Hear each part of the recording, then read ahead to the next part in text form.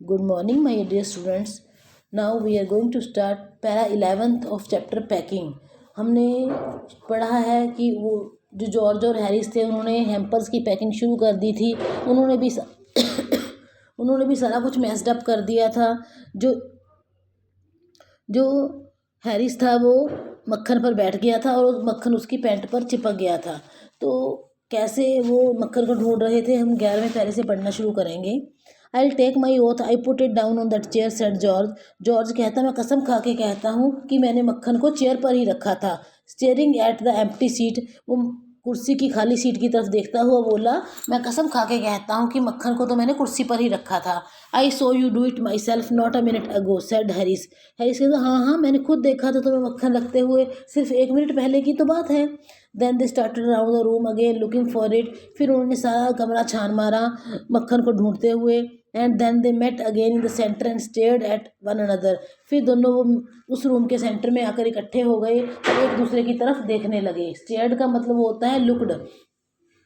Most extraordinary thing I ever heard of, said George. George कहता है सबसे हैरानी की बात है मैंने आज तक कुछ नहीं सुना। 1 मिनट पहले हमने चीज़ रखी है और अब वो गायब है। So mysterious, said Harris. Harris ने कहा कितनी रहस्यमय अजीब बात है।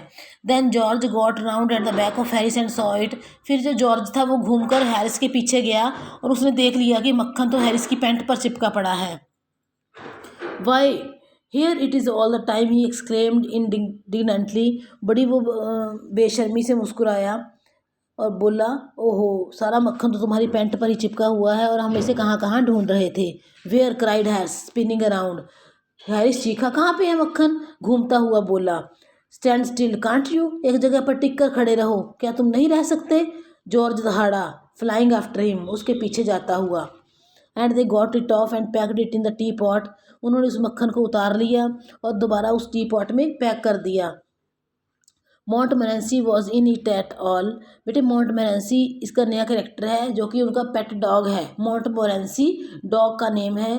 वो मोंटमोरेंसी भी उनके साथ इस काम में शामिल था। Of course Montmorency's ambition in life is to get in the way and be sworn eight.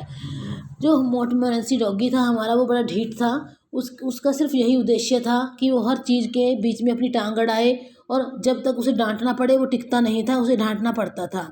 If he can squirm in everywhere where he particularly is not wanted and be a perfect nuisance and make people mad and have things thrown at his head then he feels his day has not been wasted.